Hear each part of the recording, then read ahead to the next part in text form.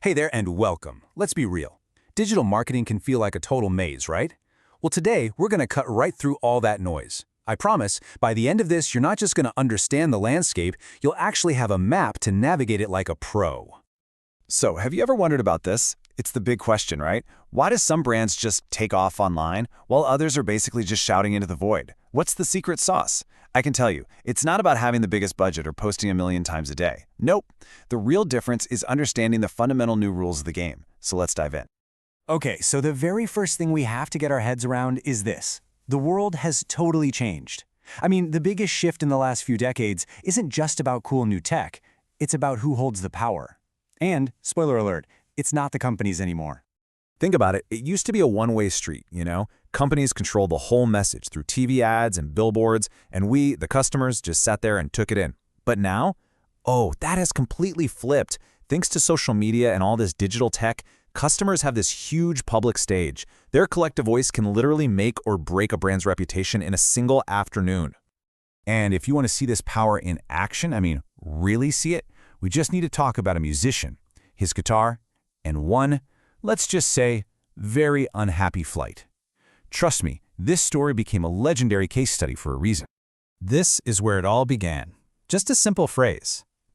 So what happened was United Airlines baggage handlers broke this guy's guitar. And when the company basically blew him off, the musician, Dave Carroll, didn't just write some angry complaint letter. Oh no. He wrote a song, made a music video, and he put it on YouTube for the whole world to see. And the result? It was absolutely staggering. We're talking just 4 days after that video went viral, United Airlines stock price plunged by 10%. That wiped out an estimated $180 million in shareholder value. $180 million. Now that, right there, is the new power of the connected customer. It's wild. Okay, so we've established the customer is firmly in the driver's seat.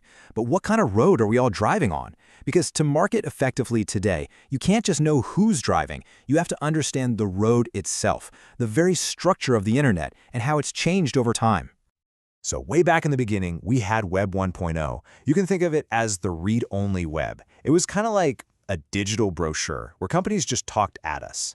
Then boom, everything changed with Web 2.0, the social web. This is when we all got a voice. Suddenly, we could talk back. We became the creators, on platforms like YouTube and Facebook. And now, we're stepping into Web 3.0, the intelligent web. This is the part that's trying to make sense of all that conversation, aiming for an internet that's way more connected and personalized just for you. All right, let's recap.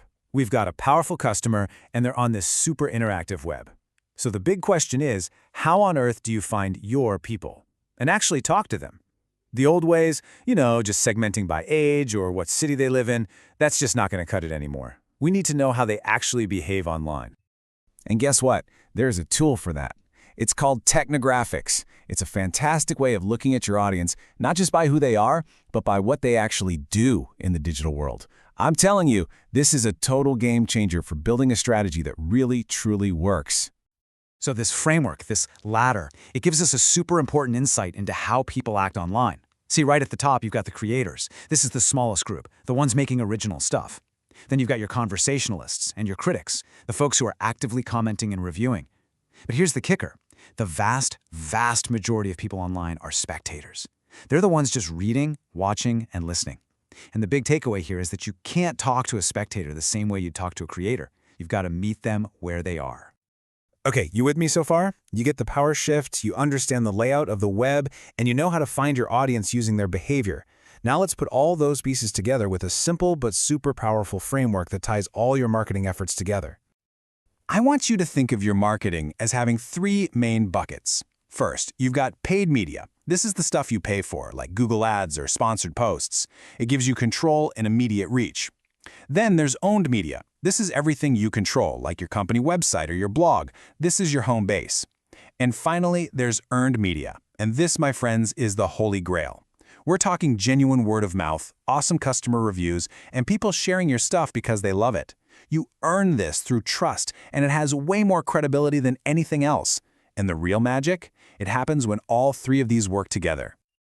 So, let's just do a quick recap of everything we've covered. First, the customer is now 100% in control, all thanks to the super interactive social web we live in.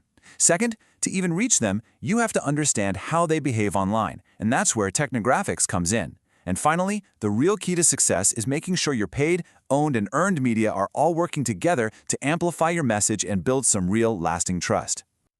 And we can actually boil all of this down to one simple, actionable formula. It goes like this: listen, then engage, then amplify.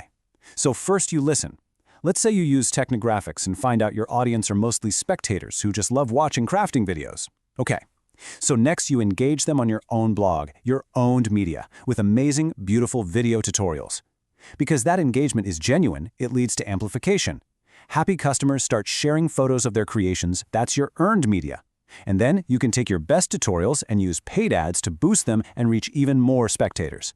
See? That's the system in action. Listen, engage, amplify.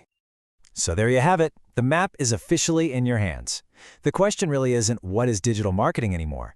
The real question is, how are you going to use these tools to finally stop shouting into the void and start building real, meaningful relationships with the people who matter most to your brand?